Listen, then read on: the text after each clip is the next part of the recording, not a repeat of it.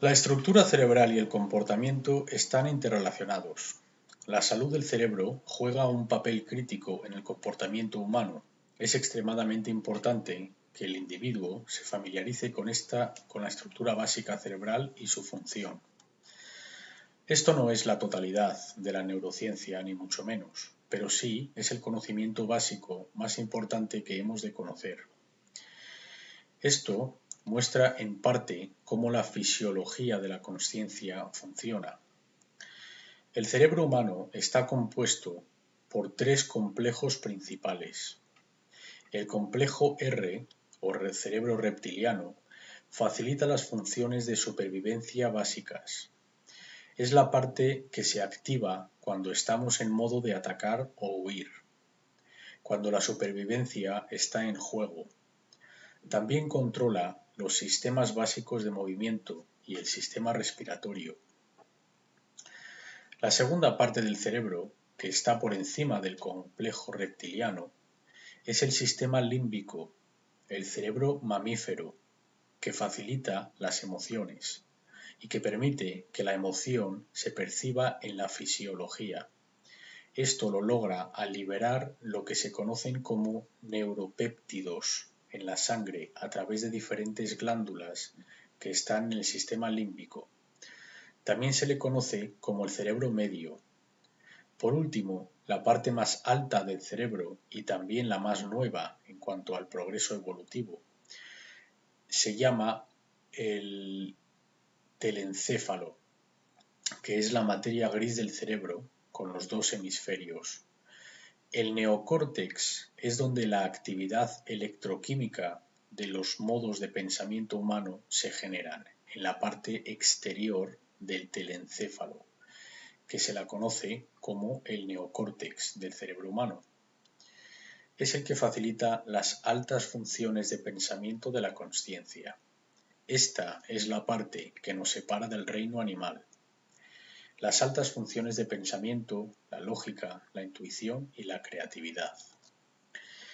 En esta diapositiva vemos el cerebro reptiliano en el tronco del cerebro y el cerebelo. En esencia, estas dos estructuras, el cerebelo y el tronco cerebral, constituyen el complejo reptiliano. Es la parte del cerebro cuya consciencia es la más baja. No hacemos ningún pensamiento con esta parte del cerebro. Esta es la parte reactiva del cerebro. Reacciona ante los estímulos. Este es el mecanismo que responde ante los estímulos. En la parte media del cerebro es donde se encuentran las glándulas conocidas como el tálamo, el hipotálamo, la pituitaria y la pineal, que componen el sistema límbico. Todas las emociones humanas son facilitadas y son posibles gracias a esta parte del cerebro. Si esta parte del cerebro no funcionase correctamente, no seríamos capaces de sentir toda la variedad de emociones humanas. La psicopatía es un síntoma de malfuncionamiento en esta parte del cerebro. En los psicópatas, esta parte del cerebro no funciona correctamente, bien sea por defecto de nacimiento o por condiciones en el transcurso de la vida, en las que el individuo en cuestión se mantiene crónicamente en el hemisferio izquierdo como hemisferio dominante, suprimiendo así la conexión con la parte femenina, que es la que está conectada con las emociones, en el hemisferio derecho. El neocórtex es la parte externa del telencéfalo, que es el cerebro humano. La palabra neo significa nuevo, siendo esta la parte más nueva del cerebro, evolutivamente hablando, y es la parte que facilita el pensamiento. Lo que hemos de entender acerca del telencéfalo, o los dos hemisferios del cerebro, primero es que son bilateralmente simétricos y generalmente controlan diferentes funciones de pensamiento. La neurociencia es mucho más compleja, pero generalmente esto es verdad. En general, el hemisferio izquierdo es el que gobierna la lógica, el pensamiento analítico y el pensamiento científico y matemático. También el pensamiento de forma lineal, tareas en el mundo físico y los detalles, el poder descomponer conceptos o cosas en partes más pequeñas para analizarlas, un procesador de serie. Mientras que el hemisferio derecho gobierna la creatividad, todas las dinámicas emocionales del ser humano, el pensamiento holístico, la facilidad para ver el cuadro grande, el reconocimiento de patrones, la compasión, el nutrir y el cuidar.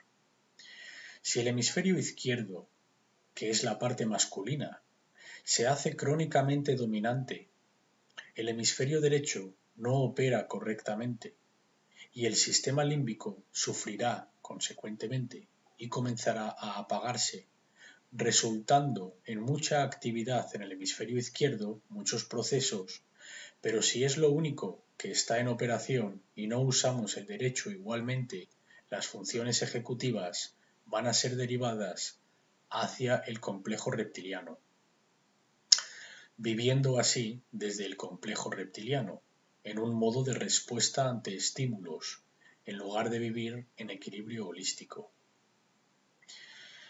Por cierto, estos símbolos son arquetipos antiguos. El triángulo rojo de la izquierda es conocido como la cuchilla. Es un símbolo masculino, el triángulo que apunta hacia arriba. El triángulo que está a la derecha, el triángulo invertido, es conocido como el cáliz y es el símbolo femenino. Ambos símbolos son arquetipos del mundo antiguo. La idea es mantener el equilibrio entre ambos hemisferios, así logrando el pensamiento holístico, que es la síntesis entre ambos hemisferios, la unificación en estado de equilibrio, que es cuando la verdadera consciencia y el reconocimiento de patrones es desarrollado. También es cuando verdaderas consideraciones morales y éticas son creadas en la personalidad del ser, cuando unificamos los hemisferios. La personalidad del ser es gobernada por el neocórtex en estado de equilibrio. Cuando el hemisferio izquierdo es crónicamente dominante, se manifiesta la personalidad del controlador, el autoritario, la mentalidad del dominador. Por otro lado, si el hemisferio derecho es crónicamente dominante, se manifiesta la mentalidad del esclavo, aceptar todo y nunca plantar cara, un seguidor total de la nueva era. Cuando el hemisferio derecho es el hemisferio crónicamente dominante, el resultado es que el complejo reptiliano se viene abajo, no va a funcionar correctamente. El complejo reptiliano es necesario, que es el que planta cara, el que se enfrenta cuando hay que actuar, cuando uno está bajo ataque. Entonces, cuando esta parte del cerebro no funciona correctamente, las funciones ejecutivas las toma el sistema límbico, resultando en un ser que es gobernado por sus emociones. Se quedan congelados, se bloquean, puesto que el sistema límbico gobierna todas las emociones, las positivas y las negativas, la compasión y el miedo. El neocórtex del cerebro está compuesto por dos hemisferios. El hemisferio izquierdo generalmente facilita el pensamiento lógico y científico, mientras que el hemisferio derecho en mayor parte facilita la creatividad y la compasión.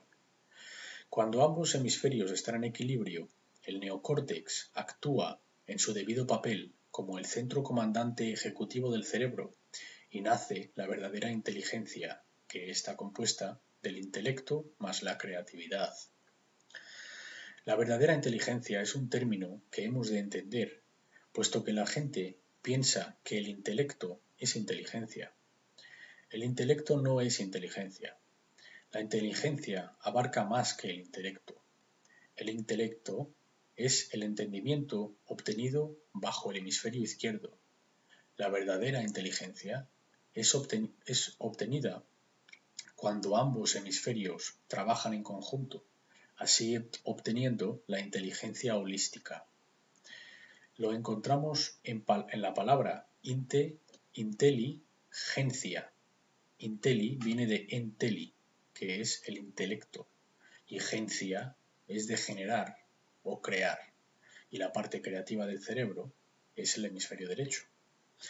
Por desgracia, la mayoría de la gente se encuentra en un estado de desequilibrio u otro. Existen muy pocos en estado de equilibrio. Veamos cómo se manifiesta esto.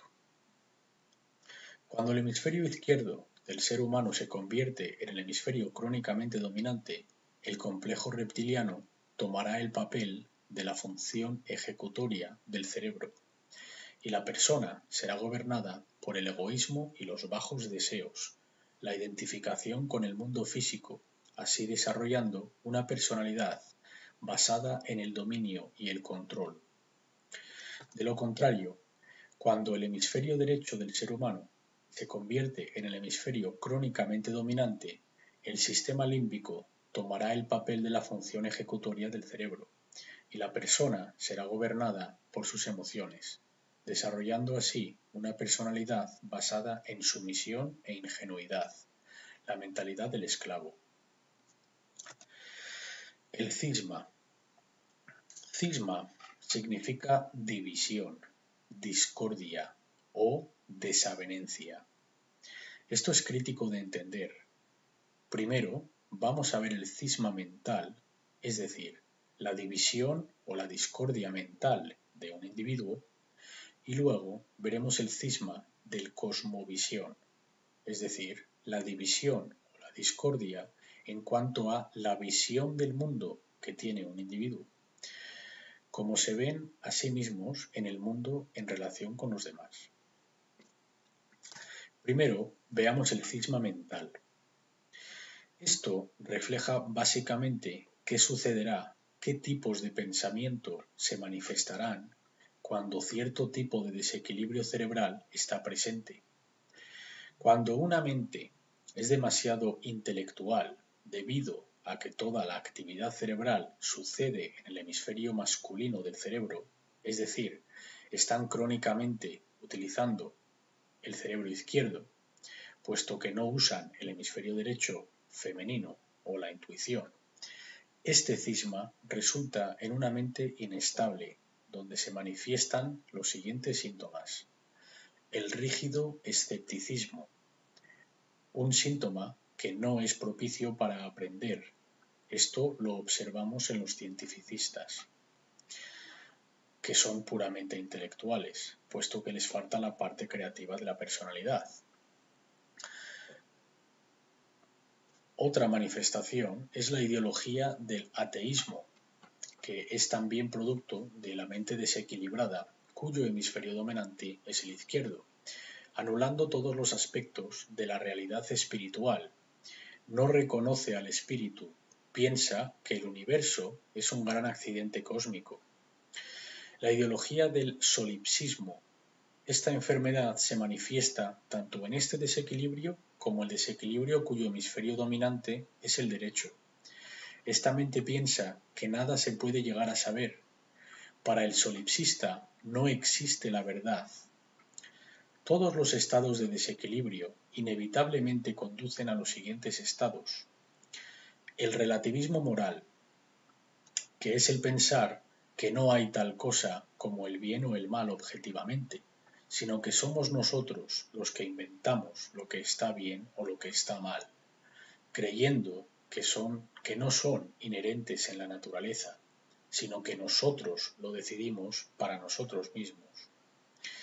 La ideología del darwinismo social, que es la idea en la que cierta clase de sociedad, cierto grupo, decide cómo el resto han de vivir, porque estos son los inteligentes, entre comillas, y esto les otorga derechos mágicos para dirigir a los demás, puesto que son los más aptos, según ellos, claro. El darwinismo social postula la supervivencia de los demás, de los más socialmente despiadados.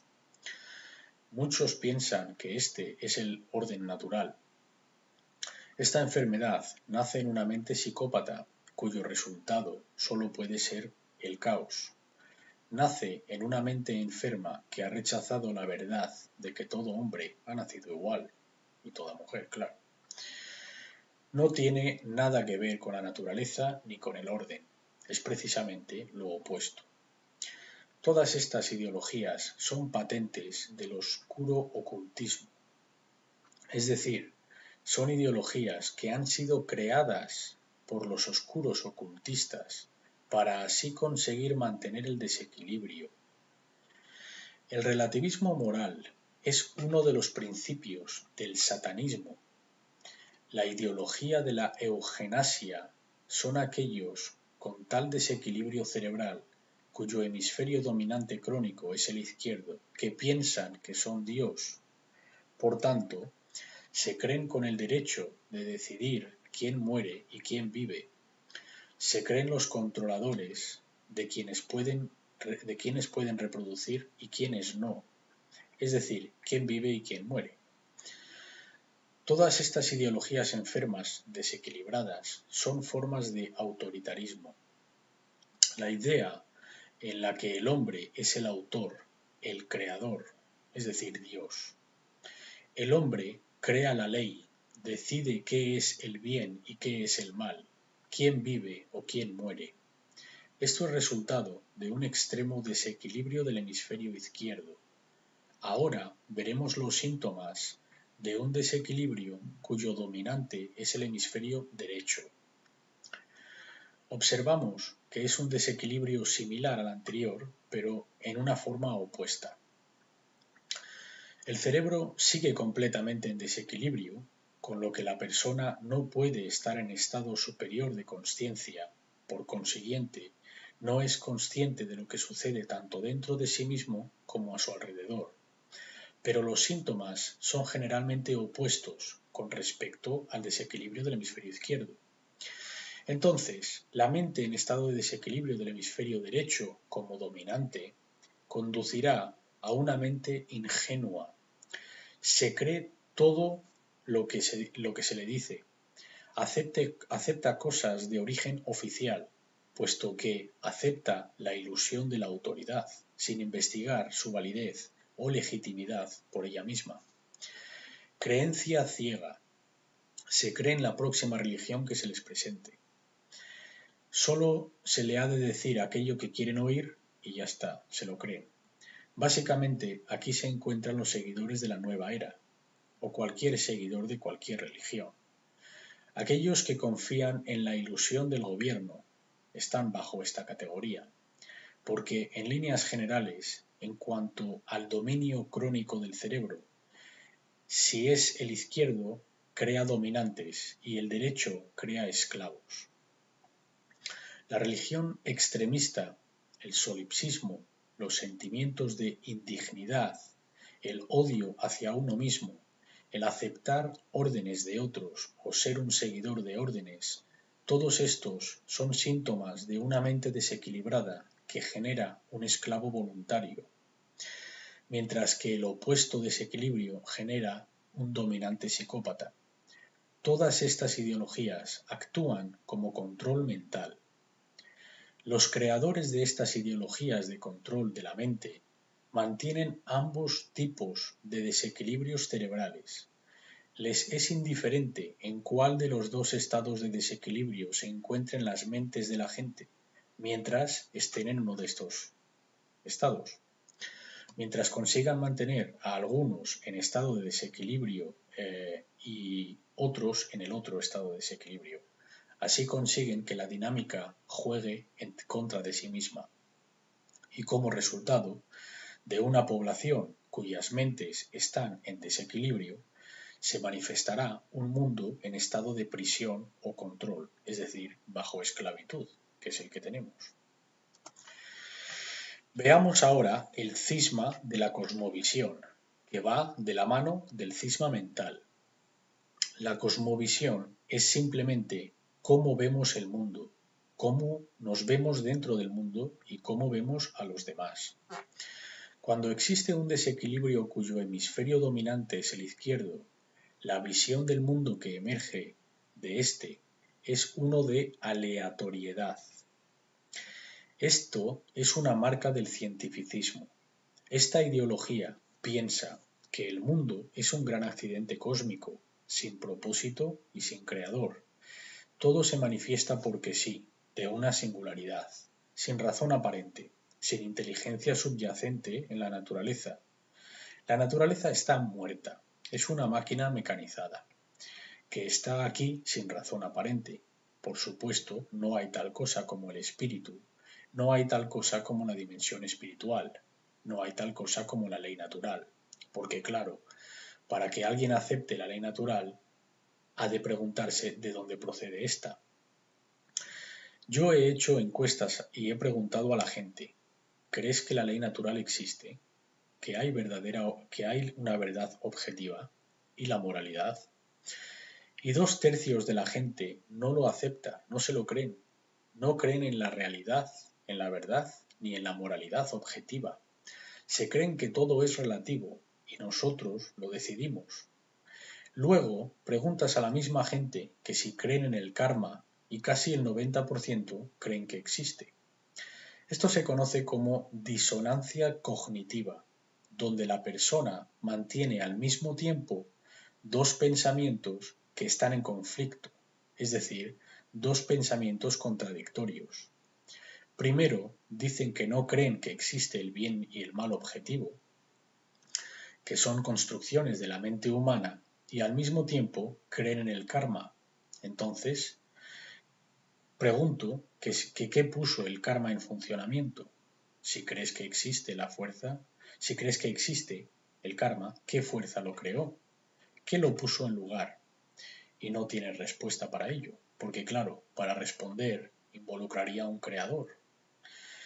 Para el desequilibrio cuyo hemisferio dominante es el izquierdo, no existe la ley natural, ni el mundo o dominio espiritual. De hecho, ninguna existencia tiene propósito alguno más que el de seguir existiendo. La supervivencia es la más alta aspiración de un individuo bajo este tipo de desequilibrio. Porque la mente, bajo este estado, piensa que el bien es todo aquello que quiera que sea y el mal es todo aquello que le afecta negativamente. No importa lo que sea moral en realidad, sino que todo es subjetivo para un individuo con este desequilibrio. Para esta mente nada tiene propósito. Al fin y al cabo, la vida es un accidente cósmico. Sin creador, ¿quién va a crear el propósito?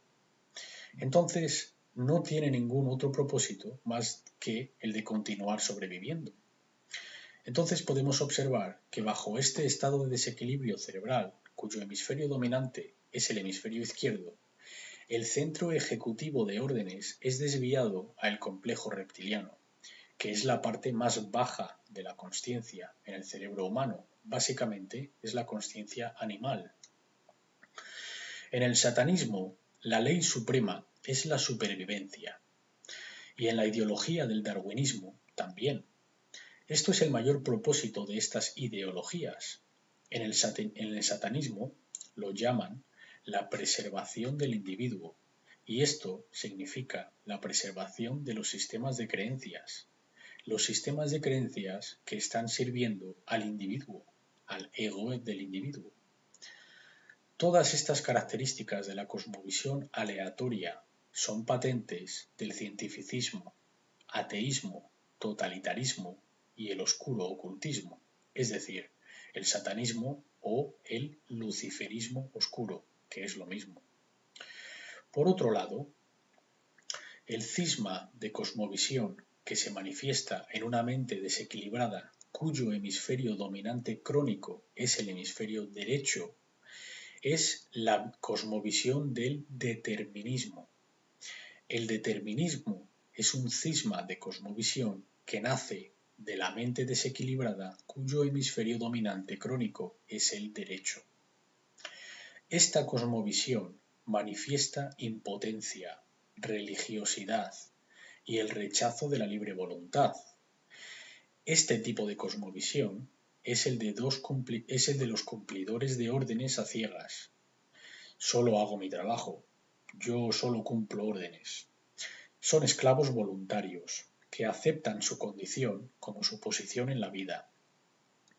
La ideología emergente de este cisma de cosmovisión determinista es la ideología en la que Dios controla todo lo que pasa en la creación. Nada sucede aleatoriamente, con lo cual no hay libre voluntad. Todo evento está preordenado. Muchos seguidores de religiones caen en esta ideología. Yo siempre digo que mi presentación va a hacer enfadar a todos. Nadie se libra. Y esto es lo que debería de hacer, porque de nuevo, la mayoría de las mentes están bajo una forma de desequilibrio u otra. La gente que cree en el gobierno y en el cientificismo se va a enfadar cuando hablo de esta forma de desequilibrio, cuyo dominante es el izquierdo. Y los religionistas y seguidores de la nueva era se van a enfadar cuando oigan la parte del desequilibrio dominante derecho. Bien, que todos se enfaden, ofendan. La verdad te hará enfadar y luego te liberará, si la aceptas, claro. Continuando con el cisma de cosmovisión de la mente dominantemente crónica derecha, puesto que todo está ordenado por Dios, los seres humanos somos totalmente impotentes, puesto que no podemos influenciar nada, según esta ideología, claro. Por consiguiente, ¿para qué tomar acción? No se puede cambiar nada. Esta es una gran patente de la religión de la nueva era. Tú acepta todo. Es igual que el mal esté presente a tu alrededor. No intervengas. Deja que continúe. Tú acepta todo. Solo observa. No intentes cambiar nada. Pues verás que esta actitud te va a arrastrar a tu esclavitud, porque es la mejor manera de amarrar más las cadenas. Esta ideología nace en la mente enferma de un esclavo. Sin eufemismos, vamos a llamar las cosas por su nombre. Resumiendo, el desequilibrio cerebral debido al uso crónico dominante en el hemisferio izquierdo se manifiesta el pensamiento del dueño de esclavos, el controlador, el dominante, mientras que el desequilibrio cerebral, cuando existe un uso crónico dominante en el hemisferio derecho, surge la mente del esclavo. Si deseamos un mundo que continúe propagando esclavitud, hemos de mantenernos en uno de estos estados de desequilibrio. De lo contrario, si queremos vivir en un planeta en libertad, armonizado con las leyes naturales y vivir para el bien común, hemos de unificar los hemisferios para obtener el balance. Aquí es donde reside la verdad, en el balance, en el equilibrio. La verdad es que el universo contiene ambos componentes. Existe un componente determinista y también existe un componente aleatorio. El componente determinista es la ley natural y el componente aleatorio es la libre voluntad. Esta es la verdad. Ambos componentes existen en cooperación y en conjunción el uno con el otro. El componente determinista es aquel que yo llamo la ley natural. Este ya está determinado, está creado, está funcionando, no puede ser alterado, no puede ser cambiado. Funciona sin fallar, 100% de las veces. Esto es determinado, es el componente determinado de la realidad. Pero también existe un componente aleatorio que funciona en conjunto con la ley natural, llamado la libre voluntad. Es nuestra habilidad para elegir nuestro comportamiento, para elegir hacer ciertas cosas y elegir no hacer ciertas cosas. Todo individuo lo tiene, independientemente de la posición, de la circunstancia o de su origen. Todo ser humano, todo ser individual que sea capaz de pensar, es superdotado con la libre voluntad, con el poder de la libre elección. Este es un regalo de la creación en sí. Podemos elegir lo que hacer y lo que no hacer. Nadie puede hacer que alguien haga algo como un robot, aunque haya gente que lo intenta. Entonces, la verdad se encuentra en el centro de estas dos cosmovisiones. Hay un componente determinista llamado ley natural y un componente aleatorio llamado la libre voluntad, nuestra habilidad para elegir nuestro comportamiento libremente. Veamos ahora un debate que lleva existiendo desde tiempo inmemorial, la naturaleza humana. ¿Cuál es la naturaleza humana?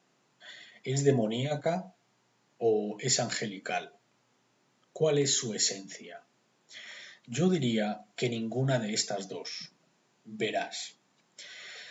Si preguntamos cuál es la naturaleza de este proyector, cuál es la naturaleza de este ordenador, cuál es la naturaleza del ser humano, la naturaleza del proyector es proyectar imágenes, para eso fue diseñado.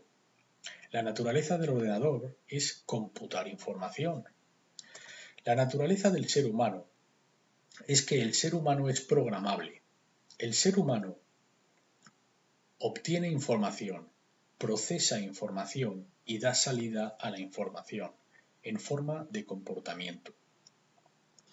Es parecido a un ordenador, donde entra información, procesa información y la da salida. No estoy diciendo que el ser humano es un ordenador. Estoy diciendo que el ser humano es parecido a un ordenador, en cuanto a que capta información, porque la piensa, la procesa y luego la exterioriza en forma de comportamiento. Entonces, la naturaleza humana no es inherentemente mala ni inherentemente buena. En cambio, debemos considerar las condiciones operantes o el medio ambiente en el que el ser humano existe que influenciará el comportamiento hasta cierto punto, así creando la presente condición humana. Por esto se la llama la condición humana, no se la llama la naturaleza humana, sino que en qué condición está presente el ser humano, en qué condiciones nos encontramos, en qué condición está mi ordenador. Está en una condición operativo, está haciendo lo que ha de hacer, porque ha sido mantenido en buena condición. Mi ordenador tiene un buen sistema operativo, que no tiene fallos, tiene buenos programas que hacen su trabajo sin fallar. Estas condiciones operantes determinarán su rendimiento. Entonces, los seres humanos son como ordenadores, somos programables. Esta es la naturaleza humana. Nuestra naturaleza es que podemos ser programados. Generalmente, lo que absorbe el ser humano a través de su entorno lo llamamos la cultura, y ésta se convierte en su programa y determinará su comportamiento llamado la vida. Y esto creará la condición humana en el colectivo, como sociedad, mientras más y más gente se comporten de esta manera. Veamos este funcionamiento. Los seres humanos son programables, muy parecido a los ordenadores. Al igual que un ordenador, si un ser humano ha tenido un mal formateo de sistema, es decir, malas condiciones durante sus años formativos, un sistema operativo malo, es decir, una cultura basada en la ignorancia, y encima malos programas, siendo estos las creencias dogmáticas, rígidas y erróneas, su comportamiento o salida en pantalla llamada la vida también será mala y contribuirá a condiciones deteriorantes en una escala masiva. Entonces, semejante a un ordenador, la condición del ser humano en gran parte dependerá de su programación. Si entra basura, saldrá basura. Si entra calidad, saldrá calidad. Cuando adquirimos un ordenador, lo primero que hacemos es formatearlo, es decir, prepararlo para recibir un sistema operativo, que es lo que va a controlar las operaciones internas, su uso de memoria, etc. Entonces, un crío, durante sus primeros 6 años de la vida, es muy semejante a este proceso de formateo. De hecho, a este tiempo lo llamamos los años formativos, porque esto es lo que se conoce como el formato. Su sistema operativo, durante estos años formativos, será compuesto por todo aquello que el crío absorba a través de sus padres y todos los sitios donde adquiera información, siendo el colegio, la televisión, los libros, otra gente, etc. Entonces, si todo está mal, es decir, si los tres componentes son desfavorables porque el formateo es malo, no se le ha enseñado principios morales en sus años formativos, la cultura es mala, puesto que está creciendo en un mal ambiente, una mala cultura donde se compadece el relativismo moral y no se entiende la ley natural, y los programas absorbidos por el crío son malos, es decir, sistemas de creencia no basados en la verdad, ¿cuál crees que será el comportamiento de este ser? ¿Va a ser bueno o va a ser caótico? Esto solo puede contribuir a condiciones deteriorantes en escala masiva. Por el contrario, si introducimos calidad, el comportamiento será de calidad y lograremos aquello que deseamos eficientemente y armónicamente. Aquí tenemos un diagrama muy simple. Si conseguimos un buen entendimiento de este diagrama, entenderemos el funcionamiento de la ley natural. El primer nivel, la caja azul, representa el conocimiento o la falta de este. El conocimiento es la información disponible. Con esto empezamos. Esto constituye el conocimiento potencial, que puede convertirse en entendimiento si es absorbido y agregado. Este conocimiento puede ser reunido, procesado y entendido, y después aplicado, es decir, actuar en consecuencia. Este nivel, el del conocimiento, también se le conoce como el nivel de gramática de este proceso de tres partes que voy a explicar. También podemos referirnos a este nivel como el nivel de entrada, si nos referimos, digamos, jerga de ordenador, o la fase de programación.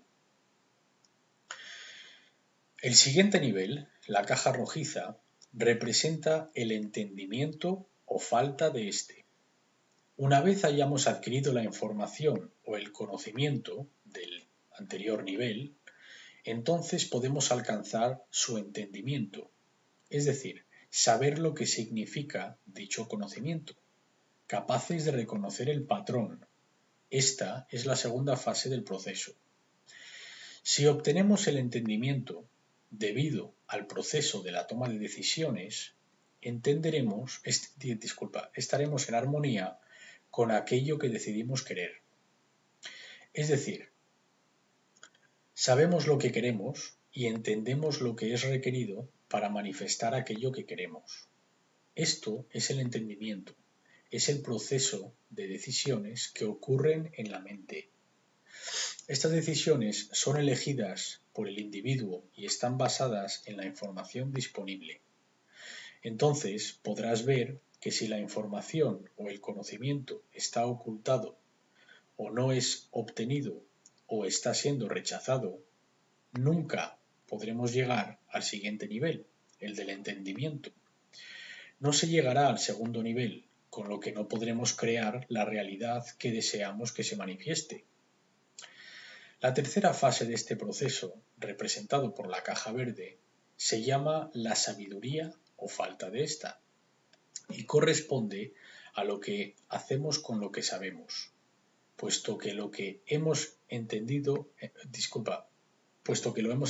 en el nivel anterior. Este nivel se llama sabiduría o falta de esta. Este es el nivel de acción. Es el comportamiento del individuo, el comportamiento elegido a través de su libre voluntad. Estará basado en la calidad de su proceso para tomar decisiones que están ocurriendo en su mente. Este proceso, como ya hemos visto, está basado en la información disponible. Entonces, este es el nivel del comportamiento. La gente no piensa en sabiduría como comportamiento o acción, piensa que es saber, pues no lo es. La sabiduría es lo que hacemos con lo que sabemos. Sabiduría no es conocimiento. La sabiduría no es entendimiento. La sabiduría es comportamiento, o sea, acción. Es lo que hacemos con lo que sabemos.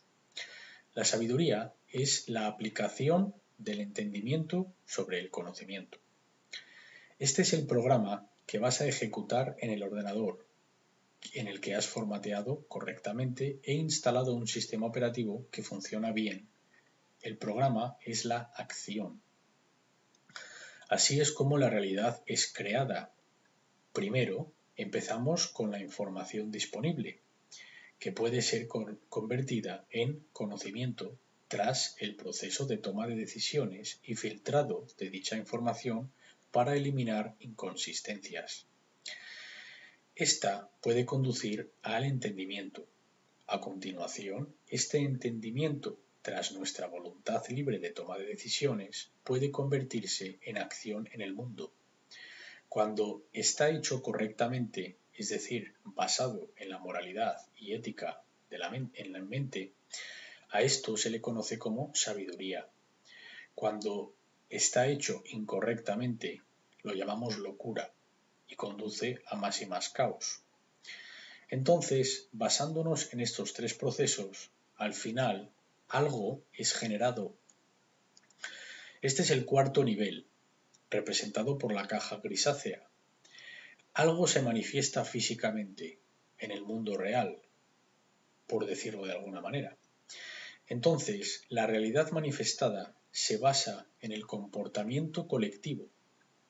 Ninguna persona es capaz de crear la realidad que experimentamos todos. Esta se manifiesta a través del colectivo. En el colectivo estamos creando la realidad que compartimos.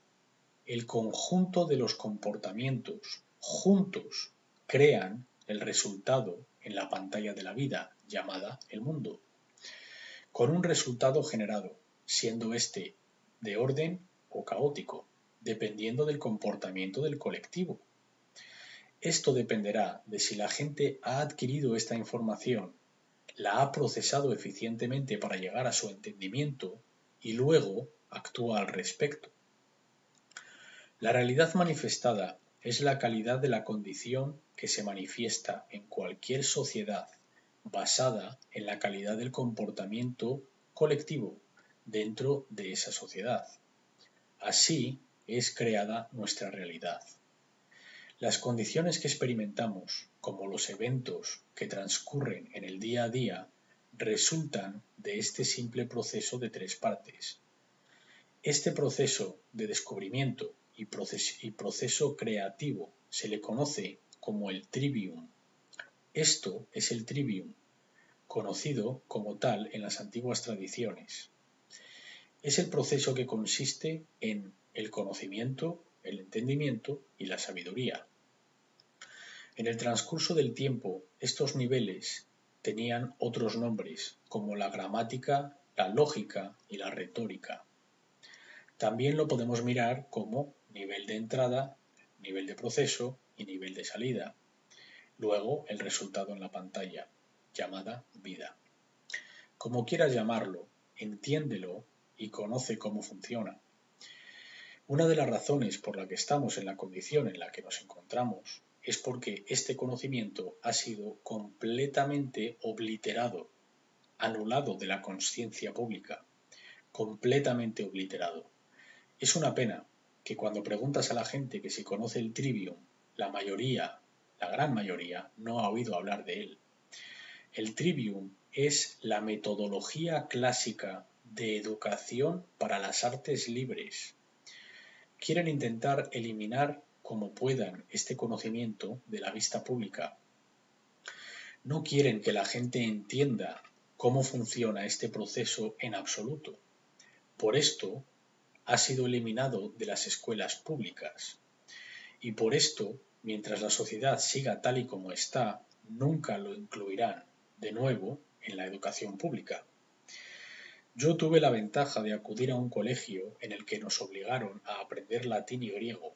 Esto fue de gran ventaja para el conocimiento de la lingüística. Tuve que leer y traducir algunos diarios de guerra de Julio César en latín. En uno de ellos, los romanos, César, incluido en una campaña de Gal, ahora conocida como Francia, César está acumulando a sus tropas para entrar más adentro en Gal.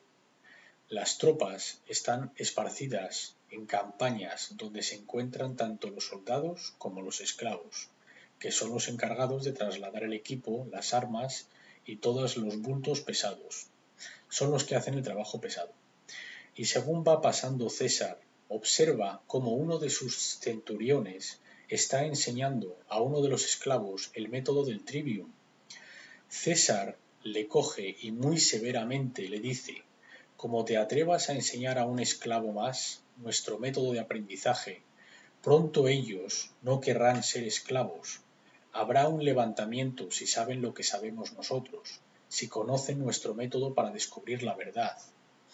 Le dijo: si te vuelvo a pillar haciendo esto de nuevo, te soltaré en el desierto de Gal, y que los galeses se ocupen de ti, que sabían que el Imperio Romano querían conquistar a su gente. Básicamente, le estaba diciendo que sería su sentencia de muerte, pero ni tan siquiera se encargaría a César de hacerlo él mismo, sino que dejaría que el enemigo se encargase. Esto es el poder del trivium. Investígalo, estúdialo, entiéndelo y vívelo. Ese es mi consejo. Así es como creamos nuestra realidad eficientemente o destructivamente. Veamos ahora algunos de los principios de la ley natural. En mi seminario extensivo, que duró 6 semanas, entro en gran profundidad en cada uno de estos principios. Esto no es lo que voy a hacer aquí, puesto que no hay suficiente tiempo, pero voy a explicar brevemente los principios de la ley natural. La palabra principios proviene del sustantivo latín principia, que significa lo primero, lo principal, el jefe, el líder, lo más necesario, uséase, aquello que más importa, lo primero, lo fundamental que hay que entender antes de nada. Los principios han de estar primero, y este es el problema. Nuestra sociedad no pone a los principios primero, sino que primero están las trivialidades. Y no vivimos en una sociedad a la que le importe que los principios no sean lo primero.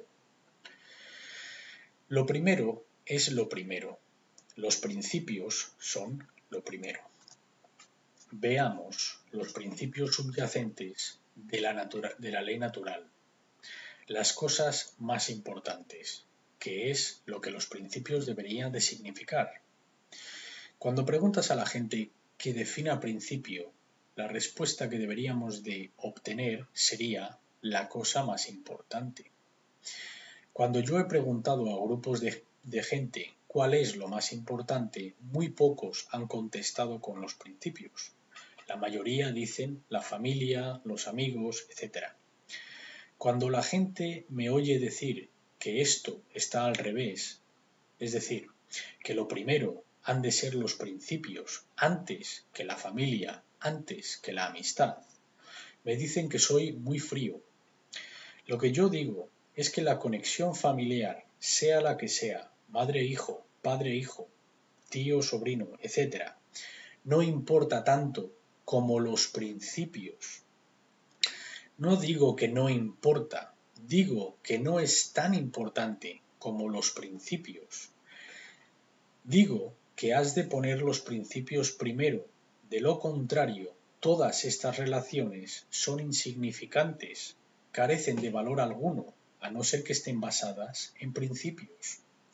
Esto es la razón por la que tantas relaciones son disfuncionales. Los principios han de estar primeros, antes de poder tener una relación sólida con otro ser. Veamos cómo algunos de los principios de la ley natural funcionan. Esto es lo que yo llamo los principios generales de la ley natural. La ley natural es expresada a través de 7 principios subyacentes, básicos, más al que yo llamo el octavo principio o el principio oculto. Este octavo une a todos los otros 7 principios. El conjunto de estos principios constituye una llave maestra, a través de la cual la sabiduría universal será revelada, incluyendo el conocimiento de los requerimientos para obtener aquello que deseamos. Hemos de revelar esta información oculta. Esto es lo que hemos de hacer, para que todo aquel que desee y pueda comprenderlo, que así lo haga, porque no nos encontramos en una posición en la que podemos esperar mucho más tiempo. Estamos en el precipicio. Hay una obligación moral para mostrar esta información. Los 7 principios generales de la ley natural, también conocidos como los principios herméticos, hermético proviene de Hermes, Hermes Trismegistus, considerado el mensajero de los dioses, que trajo la sabiduría de los dioses a la humanidad. En las tradiciones antiguas egipcias se le conocía como Thoth. Tiene otras encarnaciones también, pero la tradición hermética es conocida como tal, puesto que está sellada herméticamente, tal y como la ley natural también está sellada herméticamente. Son principios vinculantes e inmutables, son leyes en operación que no pueden ser alteradas. El principio de mentalismo es el primer principio. El principio de correspondencia, el principio de vibración, el principio de la polaridad, el principio del ritmo, el principio de la causa y efecto y el principio de género. El principio del mentalismo dice que todo es mente, todo es mental. Toda la creación es una manifestación de la mente. Esto significa que todo lo que sucede tuvo que ser resultado de un estado mental que lo procedió. Todo. Para que algo se manifieste, algo exista, el pensamiento tuvo que existir primero. Luego se forma en el mundo material. El universo en sí es una construcción mental del Creador. El universo es mental. Los pensamientos conducen a la manifestación de las cosas y los eventos. Los pensamientos crean condiciones. Los pensamientos crean cosas y condiciones. Las cosas no pueden mágicamente manifestarse por sí mismas. El pensamiento viene primero. Los pensamientos crean el estado de existencia y la calidad de nuestra experiencia aquí en la Tierra.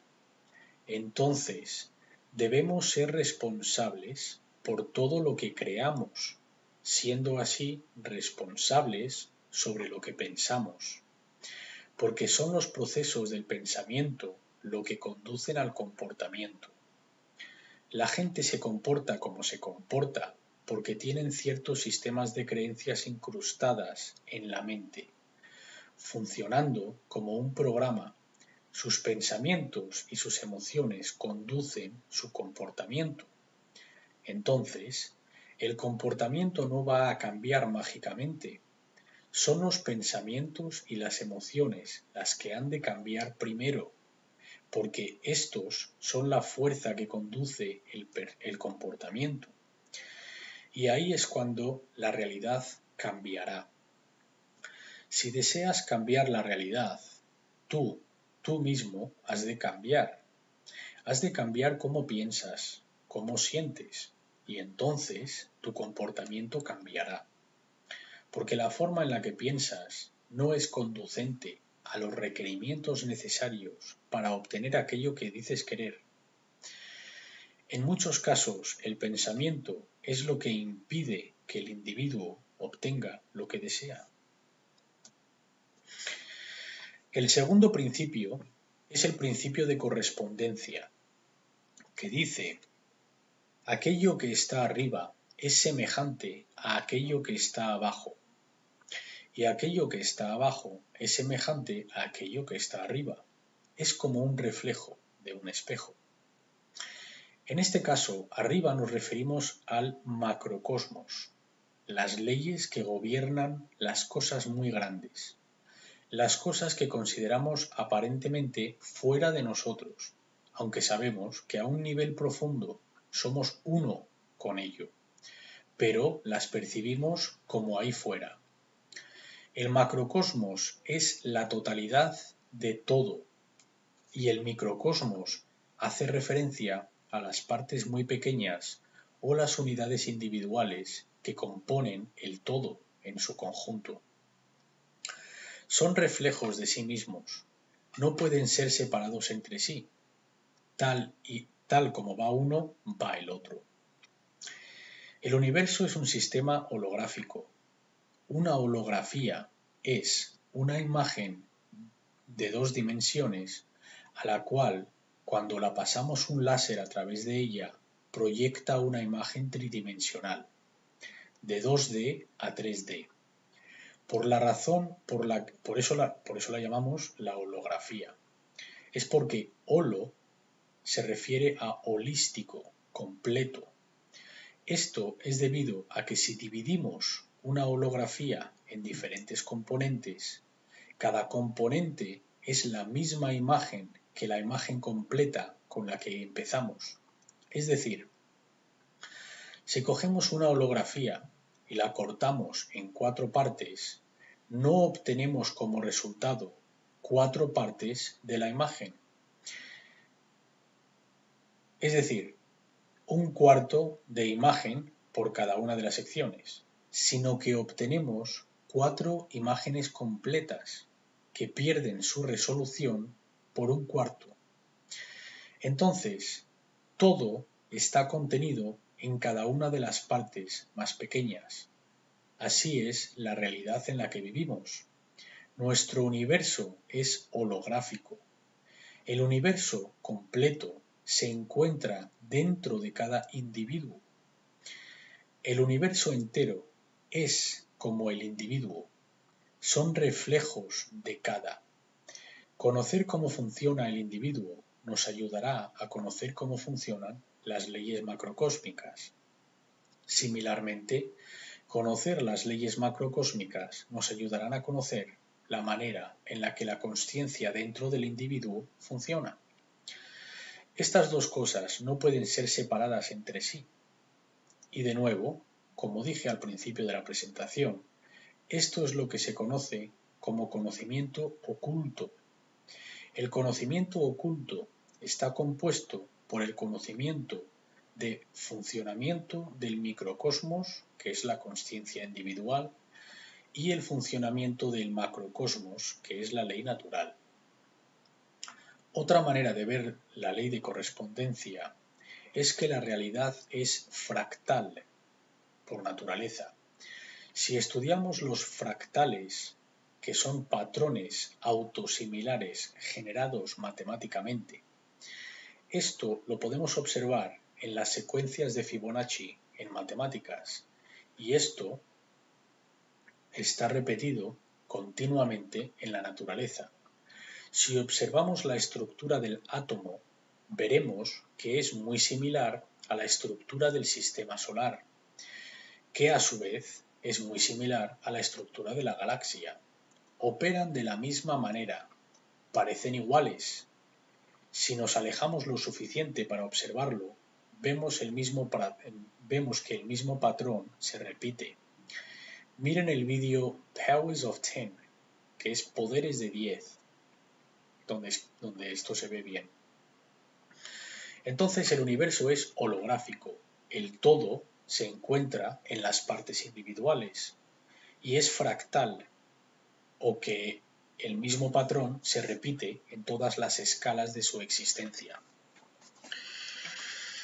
El principio de vibración declara que no hay tal cosa como el descanso, el estado parado, el no movimiento. No existe tal cosa como la muerte, puesto que muerte sería el cese del movimiento, y no hay tal cosa, no existe en la naturaleza. No podemos ir a ningún sitio en esta creación en la que algo carezca de movimiento. Todo en este universo está en movimiento, puesto que nuestros sentidos solo pueden captar energía y la energía siempre está en movimiento. Lo que aparenta estar parado, por ejemplo, una mesa, al mirarla más cercamente, a nivel de átomo, veremos que está compuesta por millones de átomos que están en continuo movimiento. Al nivel más fundamental, el universo y todo aquello que lo compone es pura energía vibratoria, manifestándose de diversas maneras. El universo no tiene solidez como tal. La materia es energía en estado de vibración. El universo es una construcción espiritual para adquirir experiencia, para tener una experiencia y aprender y crecer en consciencia. Este es el propósito de esta construcción. Entonces, nada es verdaderamente sólido, al igual que decimos, somos espíritus teniendo una experiencia humana. El universo entero es espiritual, teniendo una experiencia en solidez aparente. El principio de polaridad declara que todo tiene una naturaleza dual. Hay polaridades en todo lo que existe. Todos tienen su pareja opuesta. Son idénticos en naturaleza, pero distintos en grado. Por ejemplo, el calor y el frío. ¿Son verdaderamente opuestos? A nuestro nivel de percepción, son opuestos, pero en realidad hay una energía llamada calor. Cuando esta energía está concentrada en un lugar determinado, decimos que aquello está caliente. Si carece de esta energía, decimos que está frío. Entonces, el frío y el calor hacen referencia a la misma cosa. Hablan de energía calorífica o falta de esta. El calor es energía caliente y el frío es la falta de energía caliente. Igual que luz y oscuridad, decimos que son opuestos, pero en realidad hablamos de luz o falta de esta. El conocimiento y la ignorancia son la misma cosa, porque la verdad siempre está presente. Con lo que la diferencia en si la verdad es percibida y aceptada o rechazada. Son idénticos en naturaleza pero distinto en grado. Los extremos se pueden unir y mezclar, como el masculino y el femenino, a cierto nivel en la realidad. Todo lo que aparenta contradictorio puede ser reconciliado, de nuevo, a cierto nivel, a nivel del campo unificado. Todo es consciencia, pura consciencia. Sin embargo, en este nivel material, al que llamamos el mundo físico, hay diferencias de consciencia. En este nivel hay cosas que están sucediendo que hemos de entender. A este nivel hay cosas que hemos de corregir, rectificar, porque importan. Sí que importan. Las paradojas pueden ser reconciliadas, pero solo a ciertos niveles, no en este. Aquí hemos de plantar los pies en la tierra, en el dominio físico. El principio de ritmo dice que todo fluye fuera y dentro, todo tiene su marea, todas las cosas se levantan y se caen, todo tiene su ritmo o un vaivén. Existen las tendencias energéticas. El movimiento del péndulo se manifiesta en todo lo que percibimos. La medida del movimiento hacia arriba, hacia la izquierda, es la medida del movimiento hacia la derecha. El ritmo compensará. Cuando hablamos de ley natural, hemos de entender que la tendencia es sólo eso, tendencia, hacia donde nos lleva o hacia donde nos dirige, pero no significa que está escrito en piedra, como que tiene que ser así ahora. Una de las cosas que las tradiciones herméticas enseñaban hablando de estos principios, es que pueden ser superados por altos niveles de consciencia. Este es uno de ellos. El ritmo es la tendencia hacia donde algo fluye. Imaginémonos un río que termina en un acantilado enorme, unas grandes cataratas. La tendencia del agua, la corriente, es hacia las cataratas, hacia abajo. Si uno se encuentra en el río y flota, la tendencia le llevará hacia el precipicio. Pero si usa su voluntad, puede contrarrestar esta tendencia o inercia, la corriente, sobre todo cuanto más lejos esté de las cataratas, es decir, al comienzo del río, la corriente es más suave y poca voluntad es requerida para salir de ese peligro. Cuanto más tardemos en actuar, más fuerte es la corriente y más voluntad será necesaria. Y en cierto punto la voluntad no podrá con la tendencia. Esto es la tendencia, es solo tendencia. Ahora nos encontramos en tendencia donde las energías no fluyen, puesto que es un reflujo. Entonces se requiere más energía para resistir la tendencia. Esto no significa que no hay nada que se pueda hacer, solo que la tendencia está en contra y más voluntad es requerida para mover la consciencia. En otros momentos, la consciencia está fluyendo con el flujo natural y se requiere menos voluntad para mover hacia adelante. Por desgracia, no estamos viviendo en este momento. Estamos en lo que muchos investigadores llaman el Kali Yuga, o la era de la oscuridad y la destrucción. Este es el punto en el que el flujo de la consciencia obtiene la mayor resistencia y se va a requerir mucho más esfuerzo para romper estos sistemas de creencias que no sirven a quienes somos. Están basados en la mentira y el engaño. El principio de la causa y efecto. Dice que todo efecto es conducido por la causa que lo genera. La causa viene primero, luego se manifiestan las condiciones, el efecto. El principio de causa y efecto declara que cada causa tiene su efecto y todo efecto tiene su causa. Todo lo que ocurre, ocurre de acuerdo con la ley natural. La oportunidad es una ley no reconocida. Hay muchos planos de causa, pero nada escapa a la ley. Por supuesto que existe la libre voluntad. Esto no significa que podemos ignorar la ley natural sin consecuencias. De nuevo, estamos sometidos a estas leyes, lo querramos o no. Por ejemplo, si me encuentro en un precipicio, puedo elegir voluntariamente saltar o no. Lo que no puedo elegir es saltar sin consecuencias a mi cuerpo. La ley de la gravedad existe y mi libre voluntad no va a poder cambiarla. Este es el límite, es decir, tenemos libre voluntad para elegir y tomar decisiones, pero nunca podremos romper las leyes impuestas por el universo sin consecuencias. La libre voluntad opera dentro de los límites condicionales, los que yo llamo la ley natural, que de hecho son una serie de leyes. La libre voluntad existe dentro de los límites condicionales o las leyes naturales. No pueden ser violadas sin consecuencias. Sí, por supuesto, puedes violar las leyes naturales, pero no sin consecuencias negativas. Por esto, este cuerpo de información se le conoce en el pasado como consecuencialismo. Es el conocimiento de cómo las consecuencias son generadas por nuestro proceso de libre voluntad dentro de los límites de la ley natural.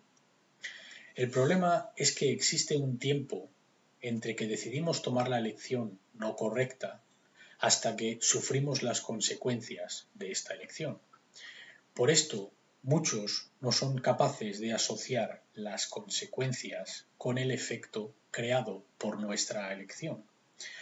Si cada vez que tomásemos una elección inmoral, inmediatamente el universo nos devolviera el efecto, entonces sería muy fácil darse cuenta y ver el principio de causa y efecto en funcionamiento. Pero no funciona así. El universo requiere su tiempo para organizarse.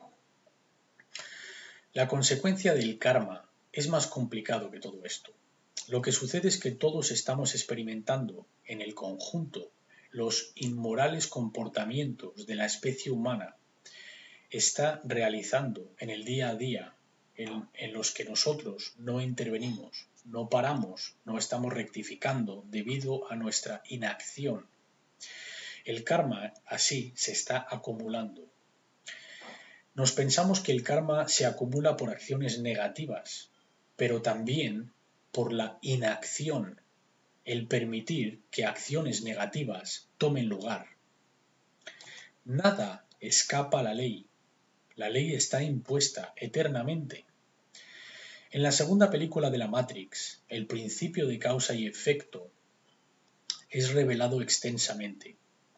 La escena que mejor lo expone es cuando el carácter del merovingio les dice a los héroes que quieren ser liberados de la Matrix y de su control, les dice: vosotros venís a mí sin saber por qué estáis en esta situación.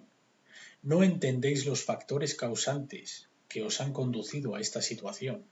Por consiguiente, os presentáis sin ningún poder para efectuar el cambio. Es decir, que sois impotentes. ¿Por qué habría de ayudaros? Sois impotentes por falta de conocimiento y entendimiento de la causa que puso estos eventos en movimiento. El por qué. Dice, el por qué es la fuente del verdadero poder. Sin el por qué somos impotentes. Causalidad es la única verdad. Esta es una técnica muy utilizada en Hollywood, donde las palabras de la verdad salen del villano, aunque luego aprovechan para introducir una mentira. Y es cuando, por ejemplo, el merovingio dice que la libre voluntad es una ilusión. Esto es un engaño. La libre voluntad, por supuesto que existe. En la escena es cuando Morfeo le dice que todo comienza con la libre elección y el merovingio dice que no. Aquí es donde los manipuladores, los oscuros ocultistas, te muestran la verdad y la envenenan con una mentira que quieren que aceptes. Esta es una técnica muy común de control mental o la manipulación de la mente, puesto que todo suena más o menos correcto, lo aceptamos sin pensarlo dos veces y hemos tomado el veneno sin darnos cuenta que ya está haciendo su efecto. Hemos de entender los dos planos, el plano de los efectos y el plano de las causas. Ningún poder para generar cambio reside en el plano de los efectos, es decir, en el mundo manifestado. Este es la realidad, ya manifestada físicamente. De nuevo, lo que ya es, nada se puede hacer al respecto. El pasado no se puede alterar, no se puede cambiar.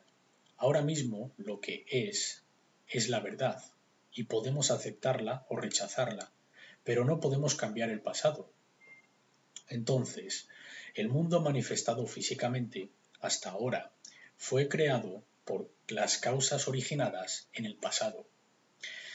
El plano de los efectos o el mundo físico es donde las realidades son manifestadas. Ya han ocurrido, ya han tomado forma debido a los factores subyacentes causantes.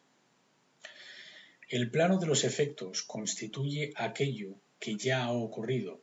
Por consiguiente, ningún poder para alterar cambio ocurre aquí, porque aquello que ya ha ocurrido no puede deshacerse. Se ha convertido en lo que es decir, en la verdad. La consciencia humana parece estar atrapada en el plano de los efectos. Significa que la humanidad, como especie, se mantiene en ignorancia de las causas subyacentes que ella misma ha puesto en movimiento, ha generado, y está conduciendo al sufrimiento autoimpuesto en sus propias vidas. Si estamos atrapados en este nivel, en el plano de los efectos o en el mundo físico, lo que estamos haciendo es viendo los síntomas, viviendo en los síntomas. Y estamos atrapados en los síntomas. Como cuando pensamos que hay una solución política, solo tenemos que votar a la gente correcta. o que hay una solución financiera, solo tenemos que cambiar ciertas pólizas, o que hay una solución científica, solo tenemos que crear máquinas para que cambien la forma en la que vivimos y ya está. Así pensando que todo esto va a poderse hacer mientras la esclavitud siga existiendo, pues buena suerte. Soy un orador en eventos de energía libre y gratis y gratuita. También en eventos de extraterrestres, donde la mayoría piensan que pronto tendremos energía gratis para todos. Pronto va a desmantelar todos los secretos extraterrestres y van a salir a la luz. Todo esto mientras sigamos en un estado de esclavitud. Buena suerte. Las cosas que dicen querer son imposibles. Estas dos comunidades no hablan de moralidad. Piensan que vamos a tener energía gratuita, pero que nada va a cambiar con respecto a la estructura social y que mágicamente esta energía gratuita nos va a salvar. Es decir, que seguiremos bajo un estado de esclavitud, pero la energía gratis estará aquí y el mundo mágicamente será un lugar mejor. Por otro lado, la comunidad de los UFO, los extraterrestres, piensan que las autoridades nos van a revelar los secretos de la vida inteligente que conocemos del universo y piensan que estos van a suceder en un clima de esclavitud. Bueno, pues buena suerte con esto. Si queremos estas cosas, hemos de desmontar la estructura existente primero. Hemos de destruir la existente estructura de poder con el poder de la verdad, antes de que nada nuevo pueda aquí crecer. Porque este lugar es un jardín lleno de malas hierbas, de ideologías envenenadas y sistemas de creencias totalmente erróneos que no tienen nada que ver con la verdad. Y esto impide que obtengamos aquello que decimos querer. Hasta que no cambiemos los pensamientos, no van a cambiar los resultados. Al movimiento de la energía libre les digo que nunca van a conseguir energía gratuita en un clima de esclavitud. A los del movimiento extraterrestre les digo que nunca van a conseguir que revelen la verdad en un clima de esclavitud. La esclavitud ha de terminar primero. Luego se podrá obtener aquello que se desea. Ningún poder para aceptar cambio reside en el plano de los efectos. Esto no es posible. Es como estar cambiando el orden de las sillas del Titánico mientras está hundiendo.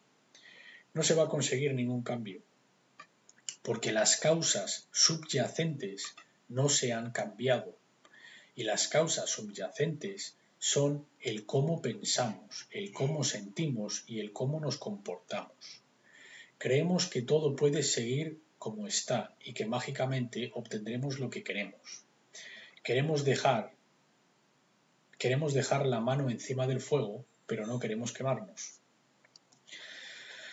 Ahora veremos el plano de causalidad, el plano mental, el mundo mental. El primer principio de las leyes naturales dice que el universo es mental. Todo lo que se manifiesta ha de manifestarse primero en la mente, para que algo pueda manifestarse físicamente. El plano de la causalidad es donde las causas son iniciadas antes de que se manifiesten como realidades formadas en el plano de los efectos. Este plano de causalidad constituye los factores causantes, es decir, el porqué, subyacentes que determinarán la manifestación de las causas y los eventos. Todo poder para afectar cambio reside en este plano.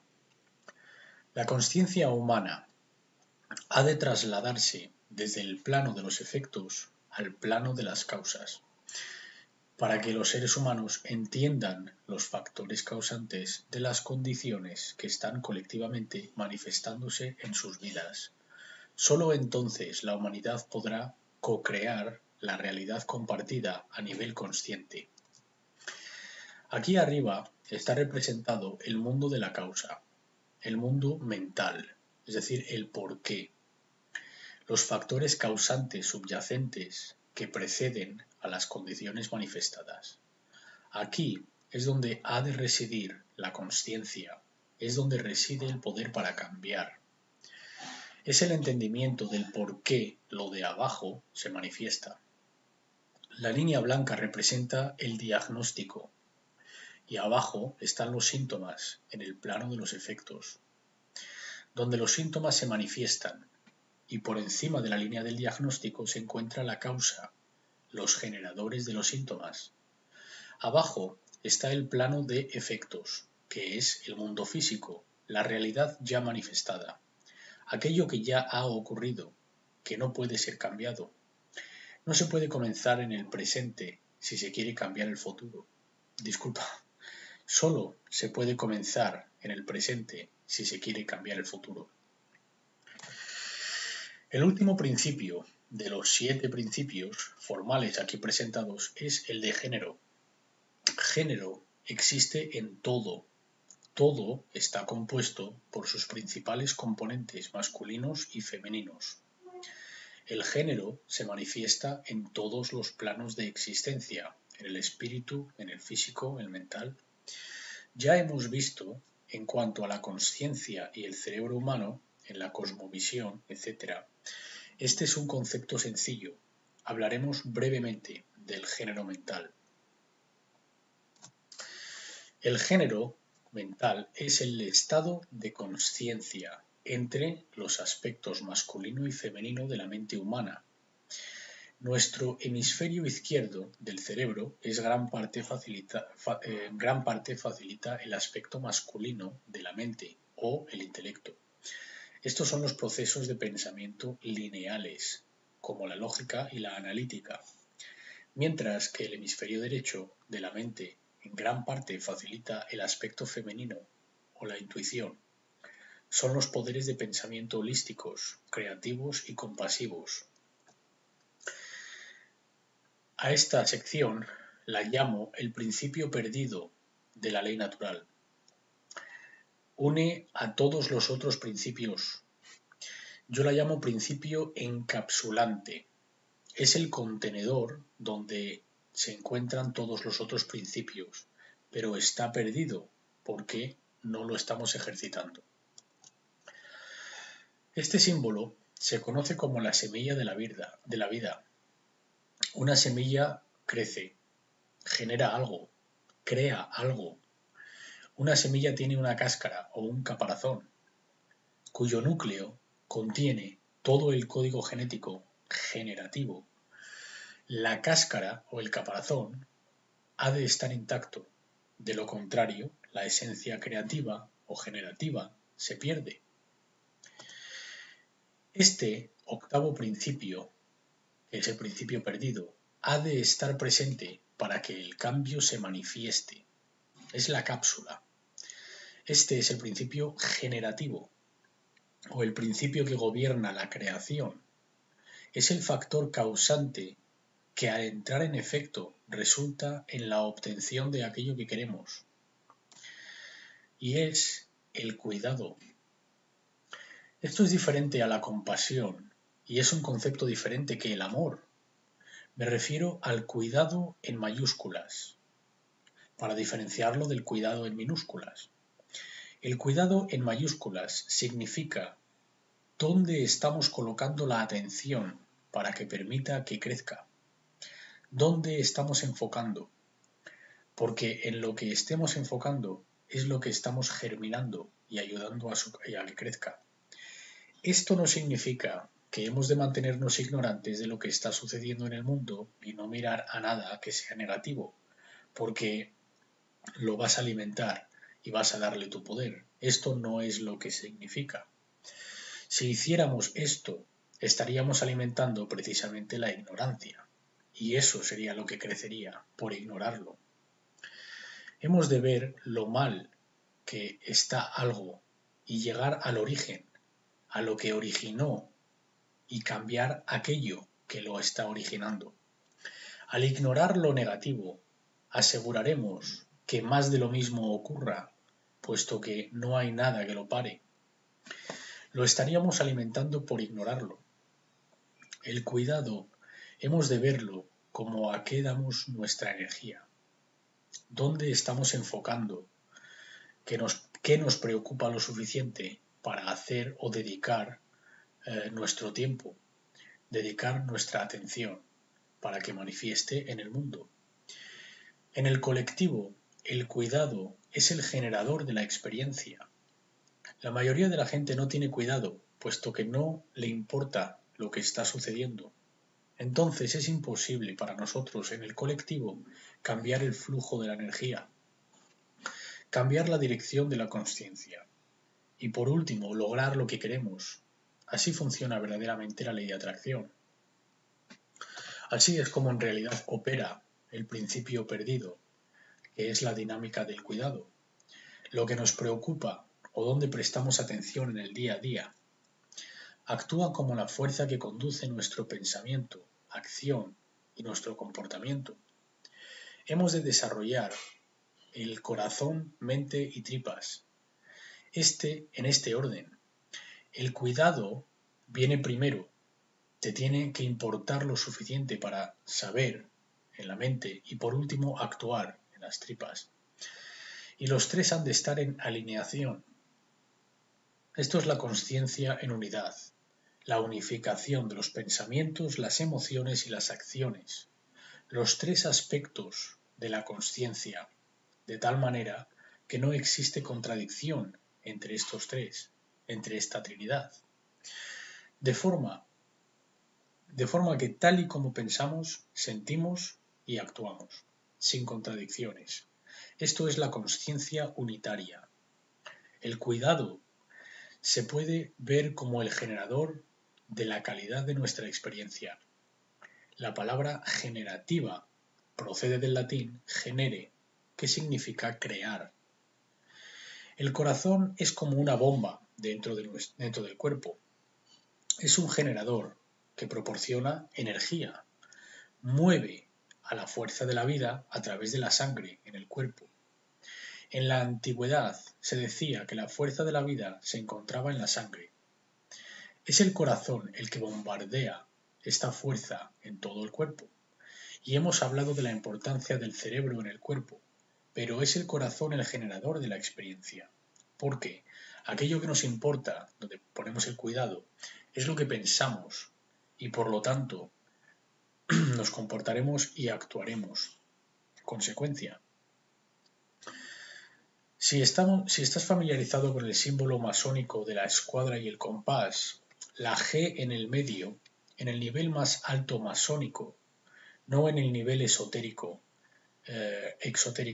con la X, de los iniciados, donde se les dice que significa solamente God, Dios, o G por geometría, sino que en los niveles más altos te dirán que significa gnosis, G-N-O-S-E-S, que en griego significa conocimiento. Y en los niveles de los iluminados superiores al grado 32, revelarán el verdadero significado de la G, y este es el generativo, el principio generativo. Generativo significa génesis, la creación. Y sí, claro, también es correcto decir que representa a Dios. No digo que sea diferente. También representa la geometría, puesto que son las formas creadas en el mundo físico. Son todo esto, pero en distintos niveles. En el nivel superior, la G representa el principio generativo, dentro del conocimiento esotérico con S. Este principio generativo está perdido porque la gente, en líneas generales, ha perdido el cuidado, ha perdido la importancia, no importa. Verás, el cuidado ha de venir primero. Es aquello que nos importa lo suficiente para querer cambiar. El cuidado está conectado con el hemisferio derecho, en conexión con el corazón. Tras el cuidado, desarrollamos la voluntad, que se encuentra en las tripas. El corazón es el generador de la voluntad, que es la fuerza que conduce a la voluntad. En mi seminario de New Age Bullshit expliqué en profundidad que la religión de la nueva era trata de evitar la acción. Quieren a la gente inactiva, pasiva, porque los oscuros ocultistas saben que lo que genera la realidad es el comportamiento. La acción genera la realidad. Mucha gente dice que quiere cambio, pero cuando preguntas que qué hacen al respecto, ni una palabra, silencio. Esta religión genera cobardía. Son unos cobardes porque dicen mucho pero no hacen nada. No quieren cambiar. Cobardes porque saben cuánto es el mal al que nos enfrentamos y hacen nada para cambiarlo. Esta religión ha de irse.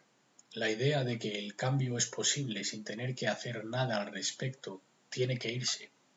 La realidad no funciona así, punto y final. Y no puedo hacer que lo aceptes esto. Lo reconozco que no puedo hacer que nadie lo acepte. Solo puedo decirlo para su consideración. Y si tenemos sentido común y pensamos en lo que he expuesto, entenderemos lo que estoy diciendo, puesto que es lo que es la verdad. Mucha gente quiere engañar para que sigan de rodillas y acepten sus cadenas. Para esto se creó esta religión. Bueno, esta y todas. Vamos a hablar de moneda espiritual. Hay dos tipos de moneda espiritual, el tiempo y la atención. Decimos que el tiempo es dinero. ¿En qué voy a gastar o invertir el tiempo? ¿A qué voy a prestar atención? Aquello a lo que prestamos atención e invertimos el tiempo, obtendremos algo en retorno por esa inversión. Este retorno puede venir en forma de conocimiento, entendimiento, habilidades, pericia y empoderamiento, si invertimos nuestra moneda espiritual sabiamente. Esto es verdadero dinero. La palabra dinero, en inglés, money, proviene de dos palabras, monad eye, un ojo, un solo ojo. El ojo hace referencia al tercer ojo, al ojo singular, que todo lo ve. Es decir, el falso ojo singular, el falso tercer ojo, esto es el dinero. Lo que conocemos como dinero, el falso dinero, de la Reserva Federal, la moneda fiduciaria, que no vale ni el papel en el que está imprimido, solo tiene el valor que nos creemos que tiene. Es producto de la imaginación del hombre, carece de valor objetivo, carece de valor intrínseco. Es como el oro. La gente dice que el oro es valioso, que tiene valor, que se usaba como moneda de cambio. Pero ¿qué valor intrínseco tiene el oro? Ninguno. No podemos vestirnos con él, no podemos comerlo, no podemos calentarnos con él, no podemos usarlo como herramienta, ni construir con él, a no ser que tengamos mucho, claro. No tiene valor intrínseco. Es como si pregunto, ¿qué valor intrínseco tiene tu cazadora? Y tu respuesta es, porque yo la valoro. No me estarías contestando. Tu cazadora tiene valor intrínseco porque si tienes frío, te protege del frío, te da calor. Esto es valor intrínseco, tiene una utilidad, cubre una necesidad, algo que ni el dinero, ni el oro, ni la plata tienen. Bueno, el oro en una sociedad tecnológica se usa para hacer componentes electrónicos, esto es verdad, pero intrínseco significa en la naturaleza. El dinero se dice que es la moneda de cambio, no lo es, esto es incorrecto. Esto no es lo que es el dinero, es lo que pensamos que es, porque somos ignorantes de lo que en verdad es. El dinero es el limitador de energía del sistema. Es la resistencia del sistema, la resistencia al cambio en el sistema. Actúa como resistencia, porque mientras la modalidad de dinero siga existiendo, va a ser extremadamente difícil conseguir cambio verdadero. Como verás, yo consigo hacer enfadar a todo el mundo, no se libra a nadie, porque digo que la religión ha de irse, el cientificismo ha de irse, el dinero ha de irse, la política ha de irse, porque todos estos son religiones. Y la religión es una atadura, es lo que está frenando el cambio. Si invertimos sabiamente el tiempo y conseguimos verdadero conocimiento, verdadera visión espiritual, la habilidad para ver, para desocultar y poder ver la realidad, la verdad por lo que es, en lugar de percibir lo que queremos que sea, deberíamos de buscar mejorar la calidad de nuestra atención, prestando así atención a aquella información capaz de cambiar a uno mismo, como la condición humana entera. Tal esfuerzo constituirá una valiosa inversión de nuestro tiempo. Deberíamos preguntarnos en qué estamos invirtiendo el tiempo, a qué estamos prestando atención y, lo más importante, qué tipo de calidad estoy obteniendo como resultado de mis inversiones de la moneda espiritual. Si la mayoría del tiempo la empleamos en tonterías y trivialidades, tales como la televisión, los deportes, las distracciones, los entretenimientos, vamos a obtener un retorno de esa inversión y este va a ser muy bajo. No va a resultar en mucho conocimiento, entendimiento y sabiduría. Este gráfico indica cómo la calidad de nuestra atención en el colectivo, que es creado por el conjunto de los individuos, representa la calidad de la atención colectiva como especie, y cómo ésta afectará a nuestro mundo de acuerdo al principio de correspondencia, que declara que, tal como las unidades del microcosmos, así será el macrocosmos. Entonces, a la izquierda tenemos pura información, buena información, es decir, la verdad, que es capaz de desarrollar sabiduría y acciones correctas en el individuo. A la derecha está la información corrupta, que procede de los medios de televisión, las religiones, los gobiernos, las instituciones, los colegios, etc. Ahora, todos van a tomar un poco de cada, una mezcla de estas dos informaciones. La meta está en purificar. Si tomamos mala comida, obtenemos mala salud. Si tomamos mala información, obtenemos mal comportamiento, generando así sufrimiento autoimpuesto. Hemos de purificar. Los cubos representan las consciencias de los individuos y el conjunto de los cubos generan la calidad del agua. Y este agua va a la gran piscina llamada el mundo. Todos los individuos traen su cubo. El resultado o la calidad del agua, el de la piscina, el mundo, va a depender de la calidad del agua de los cubos individuales. Nuestro trabajo consiste en cerrar la válvula de la información corrupta, es decir, el agua sucia, para que solo fluya el agua pura. Así, dejaremos de generar sufrimiento autoimpuesto. De lo contrario, vamos a nadar en la mierda y crear muchos problemas para nosotros. Entonces, ¿a qué dedicamos nuestro tiempo? ¿A qué estamos prestando atención? ¿Estamos invirtiendo el tiempo en la caja hipnótica, la supresión del conocimiento y del espíritu? ¿O estamos invirtiendo el tiempo en la búsqueda de la sabiduría? En desarrollar conocimiento, convirtiéndolo en entendimiento y procesándolo, y luego convirtiéndolo en sabiduría a través del comportamiento correcto. Hemos de leer para esto. La lectura es requerida. Los antiguos romanos tenían dos definiciones para la palabra liber. Estas son libre, es decir, no un esclavo, y también libro. También es la base de la palabra libertad. También librería. Viene de ahí, que es donde podemos ir a hacernos libres si leemos los libros correctos. Ahora, el mundo es nuestra biblioteca. Hemos reunido toda la información, todas las tradiciones de misterio. Toda la información está al alcance de nuestros dedos. Nunca hemos tenido tal oportunidad. ¿Y qué hacemos? Hemos de preguntarnos si estamos invirtiendo nuestro tiempo sabiamente para adquirir verdadero dinero espiritual. La ley natural ha sido llamada de varias maneras, en distintas épocas y en distintas tradiciones. Vamos a ver cómo ha sido llamada. Ha sido llamada La ley o leyes de causa y efecto.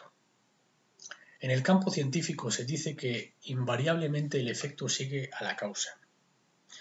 También se dice que por toda acción existe una reacción igual y opuesta. Hay una consecuencia cuando una acción es tomada.